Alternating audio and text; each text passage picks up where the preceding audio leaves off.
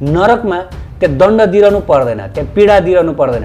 त्यहाँको त्यो जुन चित्कार हुन्छ नि, आ उ आया आथा भन्ने त्यो जुन चित्कार छ नि, त्यो गरेर कराएका ती आवाजहरू, डरलाग्दा ती कर्कश आवाज हुन्छ नि, त्यो पीडा दिएको, कष्ट दिएको त्यो आवाजले नै वास्तवमा पापी थुरुरुरु हुन्छ। त्यही आवाजले नै वास्तवमा उसलाई पीडा मिल्छ। यमराजजीको जुन न्यायालय छ त्यहाँ एकदमै न्यायपूर्वक नै दण्ड दिइन्छ।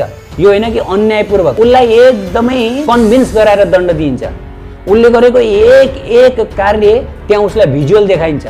वैशाख 1 गते परै स्त्रीसँग गरेको, जेठ 2 गते भ्रष्टाचार गरेको, जेठ 5 गते रक्सी पिएको, झुट बोलेको, यो सारा कार्यहरू एक कुरा त्यहाँ उसलाई छर्लङ्ग टिभी नै देखाइन्छ र त्यो देखेर ऊ छक्क पर्दछ, ओहो यहाँ पनि यस्तो प्रविधि छ र भने। उत्कृष्ट आध्यात्मिक जानकारीहरूका लागि नेपालकै पहिलो शुद्ध आध्यात्मिक च्यानल टिभी लजिकल कृष्णलाई सब्स्क्राइब गर्न नभुल्नुहोला र हरेक अपडेट्सका लागि यो बेल आइकन पनि दबाइदिनुहोला। त प्रिय महानुभाव, आज गरुड पुराणको 3य अध्यायबाट हामी कथा सुन्न जाँदैछौँ। आजको यो 3य अध्यायको कथा भन्न पनि एकदमै डरलाग्दो छ। अब सुन्नेहरूलाई कति डरलाग्दो होला।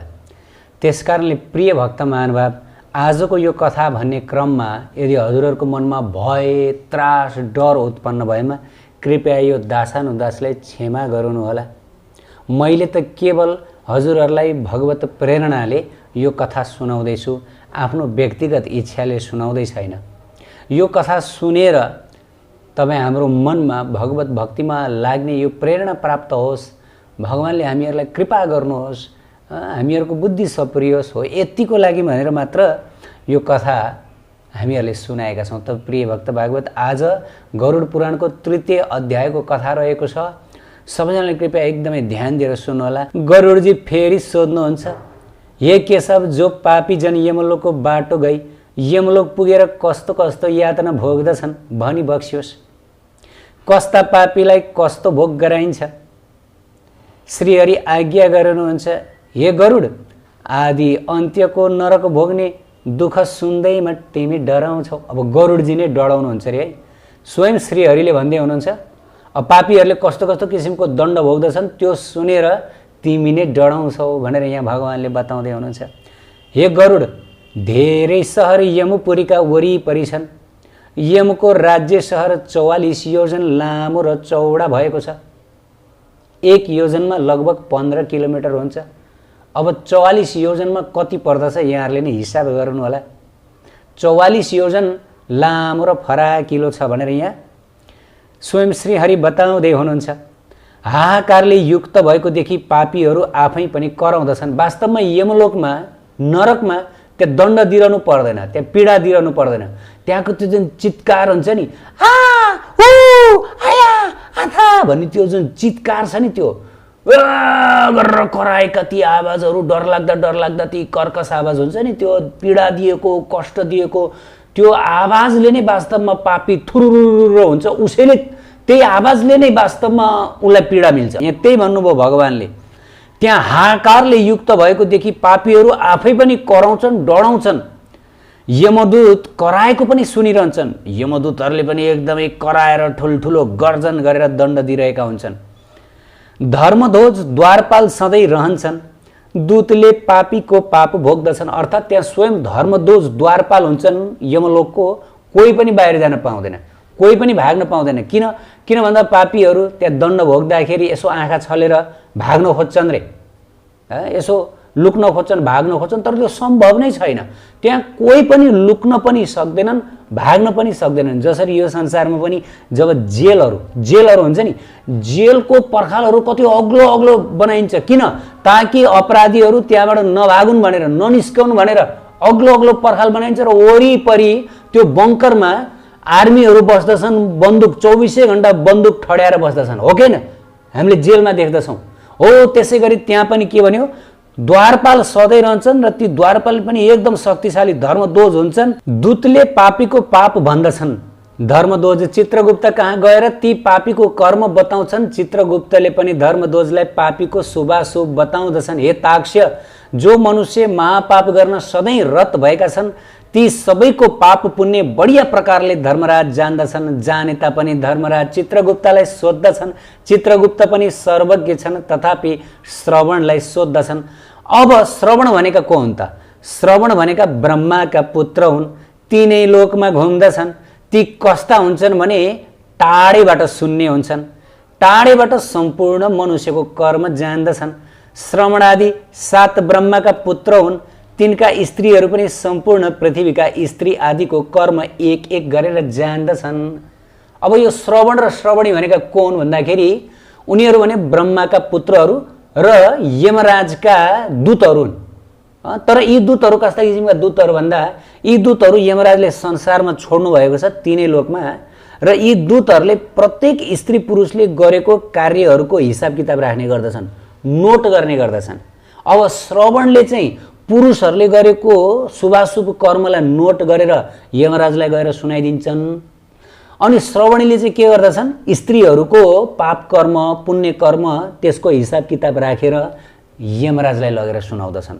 भन्न खोजेको म्यासेज दिन्छन्, सूचना प्रवाह गर्दछन्। त को हुन्? श्रवण र श्रवणी।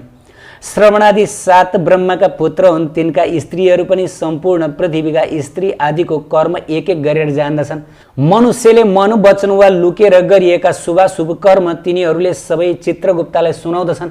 वास्तवमा ती श्रवण र तिनका स्त्री जो यो तिनै लोकमा घुम्दछन् उनीहरूले प्रत्येक मनुष्यले जीवनमा गरेका प्रत्येक कर्म जान्दछन्।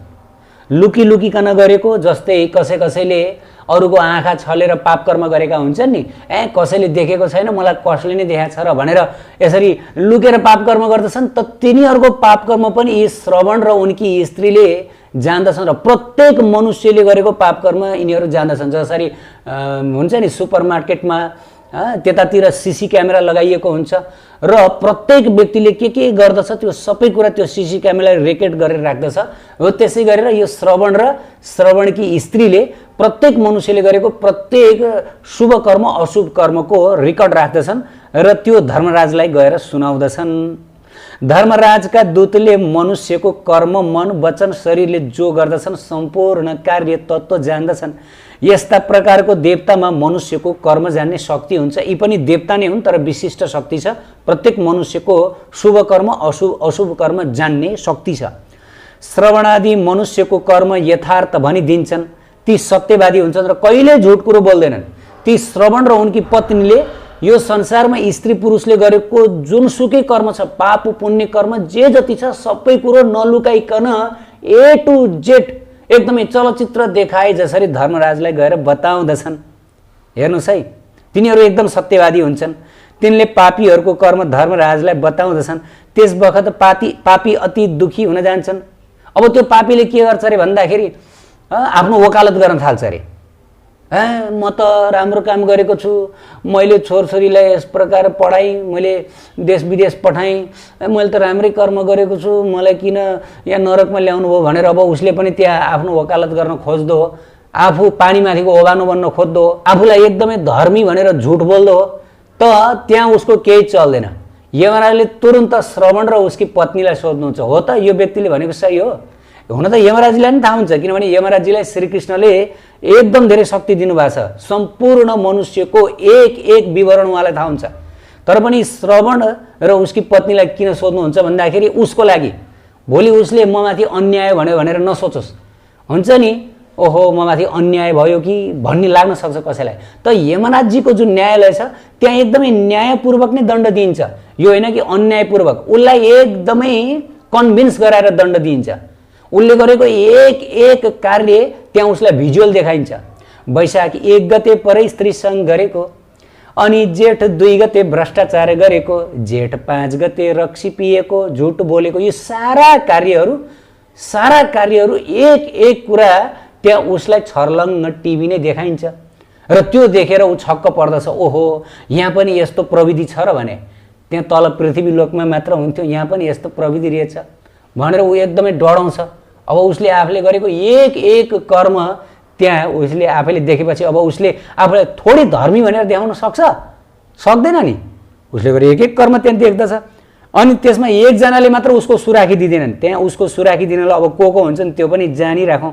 यस्ता प्रकारको देवतामा मनुष्यको कर्म जाने शक्ति छ। श्रवणादि मनुष्यको कर्म यथार्थ जान्दछन्, ती सत्यवादी हुन्छन्। व्रतदान सत्य धर्मले तिनलाई जसले खुसी गरेका छन् तिनलाई स्वर्ग मोक्ष दिलाइदिन्छन्। अब जसले राम्रो कर्म गरेका छन्, शुभ कर्म गरेका छन्, विशेष गरी भगवानको भक्ति गरेका छन्, उनीहरू खुसी हुन्छन्। अब यी श्रवण र उनकी स्त्रीले चाहिँ यस्ता धर्मात्मा व्यक्तिहरूलाई चाहिँ फेरि उच्च लोक दिलाइदिन्छन्, स्वर्ग आदि लोक। तिनीहरू जो छन्, जो सत्यवादी छन्, तिनले पापीहरूको कर्म धर्मराजलाई बताउँदछन्। त्यस बखतमा पापी अत्यन्त दुखी हुन जान्छन्। सूर्य, चन्द्रमा, जल, वायु, अग्नि, आकाश, ध्यान दिएर सुनौ है। यति मात्र होइन, त्यो पापीको सुराखी दिनेहरू अरू पनि हुन्छन्।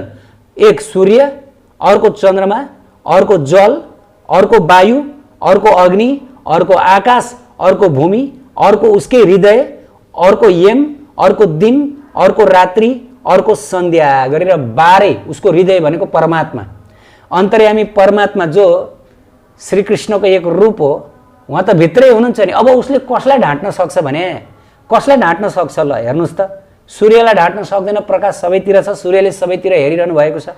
चन्द्रलाई पनि ढाँट्न सक्दैन, रातको समयमा उसले पाप कर्म गर्ला अन्धकारमा, तर चन्द्रमाले देख्नुहुन्छ।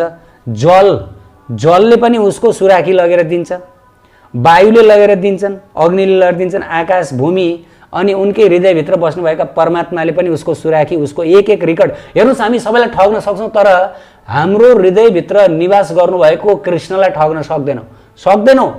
हामी दुनियाँको आँखा छल्न सक्छौँ, हामीलाई थाहा छ।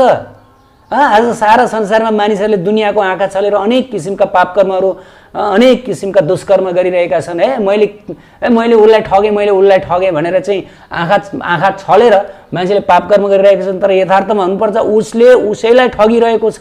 किन भन्दाखेरि उसको गवाही गर्ने केवल एउटा कुरा मात्र छैन, उसको गवाही गर्ने कुराहरू प्रशस्त छन्। 12 यी पृथ्वीलोकमा 12 जना उसको गवाही गर्ने कुराहरू छन्। अहिले भर्खरै मैले बताएँ। अनि त्यसपछि के हुन्छ? धर्मराज, चित्रगुप्त, श्रवण, भास्कर आदि जो छन् मनुष्यको शरीर देख्दैमा पाप पुण्य सबै जान्दछन्। उसको शरीरलाई, मनुष्यको देह देख्ने बित्तिकै यसले के पाप गरे सबै स्क्यान गर्न सक्नुहुन्छ कि यति शक्ति छ। भगवान श्रीकृष्णले यी जो नरक विभागका व्यक्तित्वहरू हुनुहुन्छ उहाँहरूलाई कमजोर, एकदमै लुते भुते बनाएर राख्नु भएको छैन कि। वास्तवमा प्रभुको यो जुन विभाग छ, यो दण्ड विभाग एकदम शक्तिशाली छ कि। उहाँको स्वर्ग विभाग भन्दा पनि शक्तिशाली छ भनिएको छ। जसरी एउटा राज्यमा प्रहरी विभाग छ, एकदम शक्तिशाली हुन्छ। कहिले कहिले त यति शक्तिशाली हुन्छ कि सरकार भन्दा पनि शक्तिशाली बनिदिन्छ, लगभग सरकारकै स्तरमा। जस्तै भारतमा के छ भन्दाखेरि यहाँको प्रहरी र प्रधानमन्त्री उस्तै हो, दुवैमा बराबर शक्ति छ, एकदम बराबर शक्ति छ। त्यसकारण श्रीकृष्ण उहाँले यो जुन विभाग छ, यो दण्ड विभाग यति शक्तिशाली बनाइदिनु भएको छ, लगभग आफै समान शक्तिशाली बनाइदिनु भएको छ ताकि एक पापीले आफ्नो पाप कर्मको शोधन गरून्। अब हेर्नुहोस् है, यस्तो निश्चय गरी यमराज जो छन् पापीलाई बोलाई आफ्नो डरलाग्दो स्वरूप देखाइ बक्सन्छ। ती पापीहरूले यमराजको त्यो भयङ्कर डरलाग्दो रूप देख्दछन्। त्यो रूप कस्तो छ भने भैँसीमा चढेका, ठुलो शरीर, हातमा दण्ड लिएका, प्रलयकालका मेघ जस्ता, बिजुलीको जस्तो प्रभाव भएका, 32 हातले युक्त। आमामा कस्तो डरलाग्दो। अब यो सुनेर पनि कोही व्यक्ति राधाकृष्णको भक्ति भजनमा लाग्दैन भनेदेखि आफूले गरेको एक पाप कर्म, दुष्कर्मको प्रायश्चित गरेर, हे राधा रानी, हे कृष्ण, मैले जीवनमा ठुलो अपराध गरेँ, मैले गल्तीवश, मैले सङ्गतवश, मैले विभिन्न तरिकाले विभिन्न पाप कर्म गरेँ होला, मलाई माफ गर्नु होला र आफ्नो उत्तम भक्ति प्रदान गर्नु होला भनेर राधाकृष्णको शरणमा पर्दैन त उसले कति दुःख पाउँदछ। ल हेर्नुहोस्, यमराजको त्यो डरलाग्दो भयानक रूप देख्दछ। त्यो रूप कस्तो छ भन्दाखेरि, ल हेर्नुहोस् है, एकदम 32वटा हातले युक्त भएको डरलाग्दो 3 योजन लामा, 3 योजन लामा, 1 योजनमा 15 किलोमिटर। यमराजको आकार कत्रो?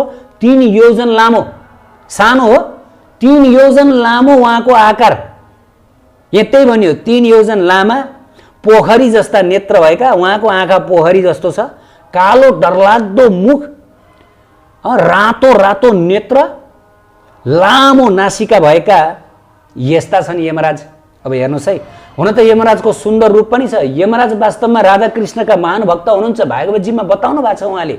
उहाँ त केवल श्रीकृष्णको आदेश अनुसार नै पापीहरूलाई दण्ड दिने काममा नियुक्त हुनुभएको उहाँको मनमा छैन। उहाँको मनमा त उहाँ त भगवत प्रेमी हुनुहुन्छ। त भगवत प्रेमीलाई त उहाँले सधैँभरि माया गर्नुहुन्छ, प्रेम गर्नुहुन्छ। पापीहरूलाई मात्र दण्ड दिनुहुन्छ, शास्त्रमा बताएको छ। चित्रगुप्त पनि मृत्यु ज्वार आदिले युक्त भएका डरलाग्दा हुन्छन्। सम्पूर्ण दूतहरू पनि गर्जना गर्ने, एकदमै गर्जना गर्ने खालका हुन्छन् है। पापीहरू जो छन् तिनलाई देखेर डरले हाहाकार गरी अनि कुनै पनि किसिमको भक्ति कर्म नभएकोले बारबार डरले काँप्दछन्। अब ओहो, जीवनमा मैले राधा कृष्णको भक्ति गरिन, हरिको भक्ति गरिन, हरि नाम लिएन भनेर ती पापीहरू चाहिँ अब डरले थरथर काँप्दछन्। आफ्नो जीवनलाई सम्झेर हेर्नुहोस् है, सम्झिनुपर्छ, एक एक सम्झिनुपर्छ। आफ्नो पाप कर्महरू सम्झी कराउने पापीलाई यमराज चित्रगुप्तका आज्ञाले दूतहरू भन्दछन्, हे पापी दुराचारी हो, तिमीहरूले अहंकारले पाप कर्म कमाएका छौ, तिमीहरूले भोग्नै पर्छ। अहंकार गरेर ओहो म नरक जानुपर्छ भने विचारै नगरिकन, मैले एक एक पाप कर्मको फल भोग्नुपर्छ भनेर विचारै नगरिकन तिमीहरूले यो अहंकारको आश्रय लिएर तिमीहरूले अनेक पाप कर्म गरेका छौ, भोग हे पापी हो भनेर यमदूतहरूले ताडना गर्दछन्, गाली गर्दछन्। हे मूर्ख हो, काम र क्रोधले दुष्टहरूको संगतले कमाएको पाप हो, तिमीहरूले यो पाप भोग। हेर्नु, संगतले गरेर, दुर्जनहरूको संगतले गरेर जीवनमा हामीहरूले पाप कर्म कमाउँदछ। त्यसकारण चैतन्य महाप्रभुले भन्नुभएको छ, दुर्जनहरूको संगत त्याग, असत संगत त्याग, यही वैष्णव आचरण। असत भनेको जो राधा कृष्णको भक्ति मार्गमा छैनन्, जो प्रभुको भक्तिमा छैनन्, ती व्यक्तिहरूको सँग आजै त्याग्नुहोस्, आजै त्याग्नुहोस्, उनीहरूबाट टाढा बस्नुहोस्। किन भन्दा उनीहरूको सँग गरेपछि हामीहरूलाई उनीहरूको पाप सर्छ। हेर्नु, संगतले गरेर हामी पापी बन्दछौँ, नत्र भने हामी पापी छैनौँ। जसरी पानी हुन्छ, पानी मूलबाट प्रकट हुँदाखेरि सफा हुन्छ, तर उसले ढल नालीसँग मिसेपछि त्यसपछि ऊ फोहोरी बन्दछ। त्यसकारणले गर्दा संसारका यी ढल नाली कचडाहरूसँग हामी मिसिन्छौँ।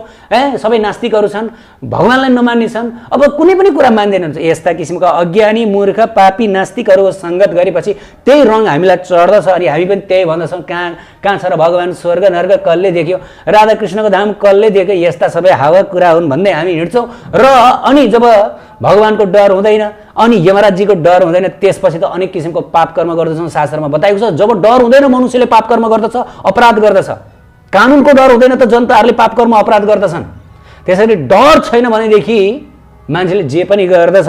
अब कसैले यो नसोच्छन् कि यो सबै शास्त्रमा मानिसहरूले सत्कर्म गरून् भनेर डराउनको लागि भनेर लेखिएका हुन्, बताइएका हुन्, त्यो पनि होइन, कुनै हालतमा होइन। के कानुन मान्छेलाई डराउनको लागि मात्र लेखिएको होइन, कानुन मान्छेलाई डराउनको लागि पनि लेखिएको हो र गर्यो भनेदेखि दण्डित गर्नको लागि पनि लेखिएको हो। हेर्नुहोस्, चित्रगुप्तको यस्तो वचन सुनि पापीहरू जो छन् आफूले गरेको कुकर्म पाप सुनेर निश्चय भई चुपचाप बस्दछन्।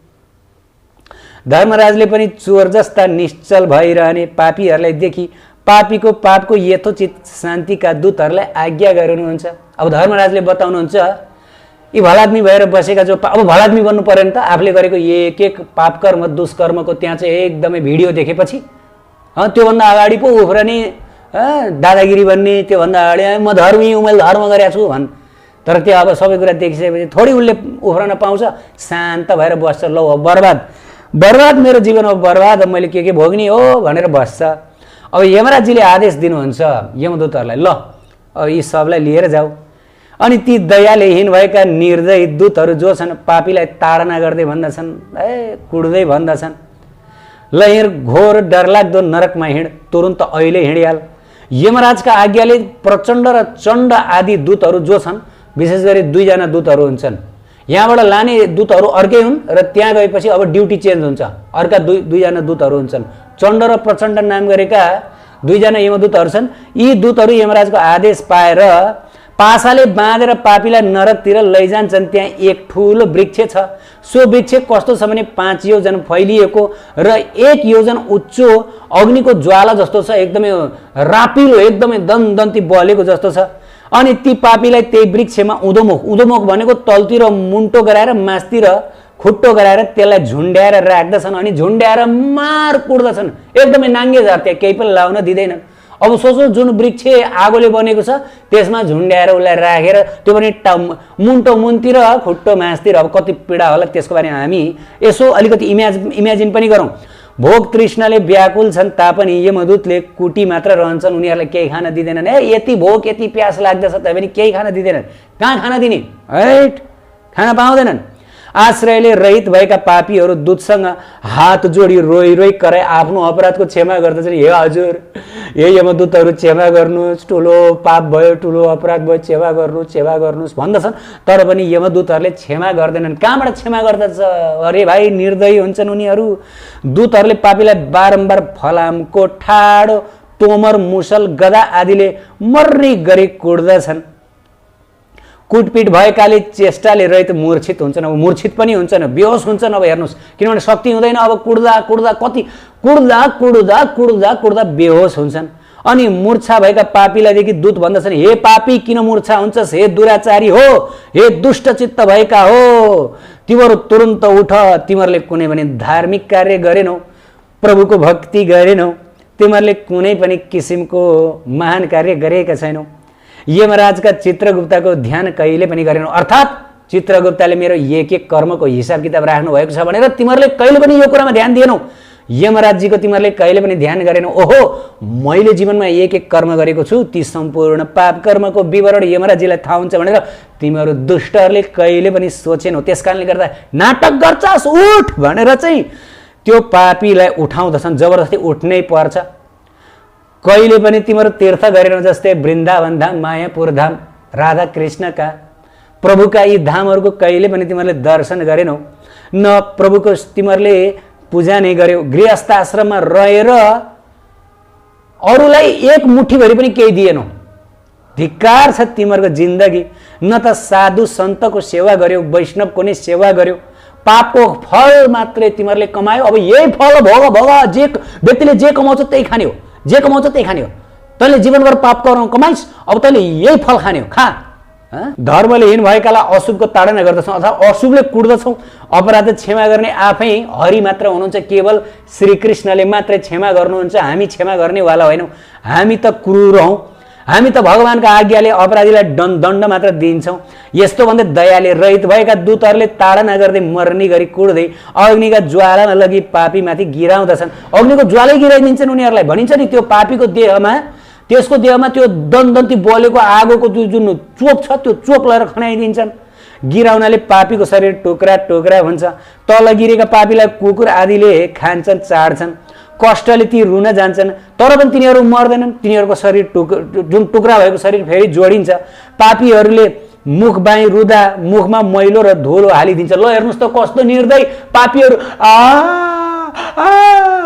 गरेर रुन्छन्। त्यो मुखमा के हालिदिन्छन् रे? धुलो मैलो हालिदिन्छन्। ल हेर्नुहोस् है, दूतले अनेक पासाले बाँधी कसैलाई मुद्गारले पिट्दछन्, कसैलाई आराले काठ चिरे जसरी चिर्दछन्। जसरी गाउँघरतिर आरोलाई दुईजना साइडमा बस्दछन् र आराले घ्यार घ्यार घ्यार गरेर चिर्दछन्, त्यसै गरी चिर्दछन्। कसैलाई भूमिमा राखी कोदालाले खन्दछन्। अब हेर्नुहोस्, कोदाला खनिन्छ गाउँघरतिर, जमिन खनेको जसरी कोदालाले छ्याङ छ्याङ खन्दछन्। कसैलाई आधा जमिनमा गाडी शरीरमा भन्छ नि, आधा शरीर जमिनमा गाड्ने, अनि माथिपट्टिको भागलाई के गर्दछन्? बाण हान्दछन्। कसैलाई कोलमा राखी उखु पेले चाहिँ पेल्दछन्। कसैलाई बलेका अग्निमा जलाउँदछन्, कसैको शरीरमा काठ बाँधी जलाउँदछन्। कोही जलाई लोहाको पिण्ड सदृश बनाउँदछन्। कसैलाई पकाएको कराईमा घिउ तेलमा डुबाएर भुट्न जान्छन्। कसैलाई बाटामा लगी मत्ता हात्तीबाट कुल्चाउँछन्। कसैलाई हात पाउ बाँधी उँधोमुख गरी झुन्ड्याउँछन्। कोहीलाई इनारमा गिराउँदछन्, कोहीलाई पर्वतदेखि गिराउँदछन्। कोहीलाई कृमि कुण्डमा अथवा किराले भरिएको कुण्डमा डुबाई कोहीलाई किराले टोकाउँदछन्। मासु खाने तीखा चुच्चा भएका कागगिद्धले शिर आँखा ठुक्दै जान्छन्। अब त्यहाँ शिर आँखा ठुक्नको लागि भनेर चाहिँ त्यहाँ एकदमै डरलाग्दा गिद्धहरू आउँदछन्। कोही ऋण खाएकाले मेरो धन फर्काइदे भनी माग्दछन्। यमलोकमा तँलाई भेटे भने मैले तँबाट धन असुल्छु भनेर त्यो ऋण खाएकाहरू आउँदछन् रे। त्यसकारणले गर्दा अर्काको ऋण खानुहुन्न। मर्नुभन्दा अगाडि नै अर्काको तिरेर मर्नुपर्छ है। यो चाहिँ हामीहरूले याद राखौँ। नत्र भने यहाँ शास्त्रमा बतायो, यहाँ गरुड पुराणमा स्वयं भगवान बताउनुहुन्छ, यमलोकमा एक जो ऋण नतिरेकाहरू छन्, ती साउहरू छ नि, ती साउहरू त्यहाँ नरकमा ल मेरो ऋणले भन्दै आउँदछन्। हेर्नुहोस् है, नरकमा यस्तो झगडा हुँदो दूतले पापीको मासु काटी 2 टुक्रा पारी 30 दशक आदिलाई दिन्दछन्। अब उनलाई दिन्छन्। अब हेर्नुहोस्, यसले तपाईँको ऋण तिर्न सक्दैन, तपाईँहरूले यसको मासु लिनुहोस् भनेर मासु दिन्छन्। अब कहाँबाट तिर्न सक्छ उसले? त्यहाँबाट लेकाले भनेर आउँदछन्। उसले तिर्न सक्दैन। त्यस कारणले गर्दा ऋण लिने पनि नरक, दिने पनि नरक। किन लिनु पर्यो नि त फेरि। त्यसकारणले शास्त्रमा के बताएको छ, यदि तपाईँले कसैलाई धन दिनुभयो र उसले जति कोसिस गरे पनि दिएन, तपाईँ धन फिर्ता दिएन भने अब तपाईँले त्यो दानमा छोडिदिनुपर्छ, शास्त्रमा बताइएको, नत्र नरक जानुपर्छ लिनलाई, शास्त्रमा बताइएको छ।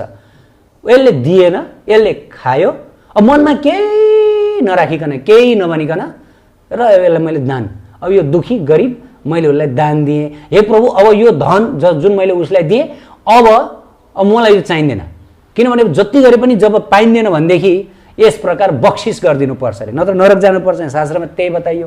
हेर्नुहोस् है, लिन जानु पर्यो नि त। अनि हेर्नुहोस्, यस्ता प्रकार दूतले ताडा नगरी तामिस र आदि नरकमा लगिराख्दछन्। नरक सबैमा दुःख छन्, तीभन्दा दुःख वृक्षका नजिकमा जो छ त्यो भन्नमा पनि डर लाग्दछ।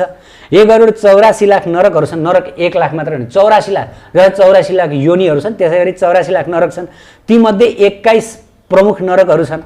कुन कुन छन् भने 1 तामिस र 2 लोह सुनका, 3 महारौरव, 4 सालमली, 5 रौरव, 6 कुडमल, 7 कालसूत्र, 8 पुतिमृत्तिका, 9 संगात, 10 लोहिदोत, 11 सविस, 12 सम्प्रतापन, 13 महानिरय, 14 काकोल, 15 सञ्जीवन, 16 महापन्थ, 17 अभिची, 18 अन्ध तामिस र 19 कुम्भिपाक, 20 सम्प्रतापन, 21 तपन। यी नरकमा अनेक प्रकारका पीडा छन्, अनेक भेगदारी बनाइएका छन्।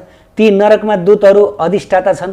ती नरकमा मूढ धर्मले हीन भएका पापी कल्प पर्यन्त, 2 कल्प पर्यन्त, 1 कल्प मात्र पनि होइन, 2 कल्प, बडा लामो समय, बडा लामो समय। हेर्नुहोस् त, निरन्तर कन्टिन्युस दण्ड भोगेको। अब 84 लाख नरकमा कति दण्ड पाइएला ल हेर्नुहोस् त।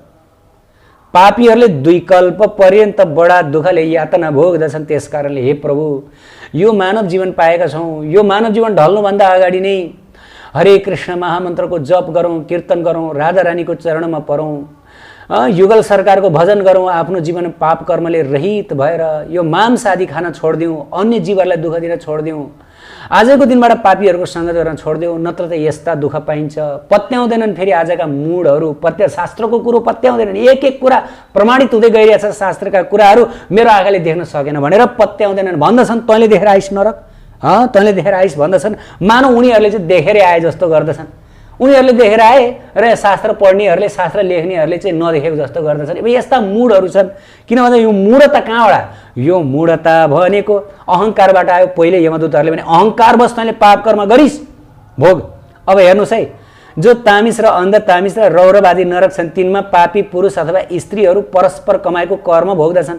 यस्तो आफ्ना स्त्री पुत्र परिवारको अथवा आफ्नो मात्रै पेट पाल्ने मानिस कुटुम्ब छोडेर यस्तो दुःख भोग्दछन्। वास्तवमा आफ्नो र आफ्नो परिवार, आफ्नी पत्नी, आफ्नो बालबच्चाको मात्रै भरण पोषण गर्ने व्यक्तिलाई पापी भनिएको छ संसारमा।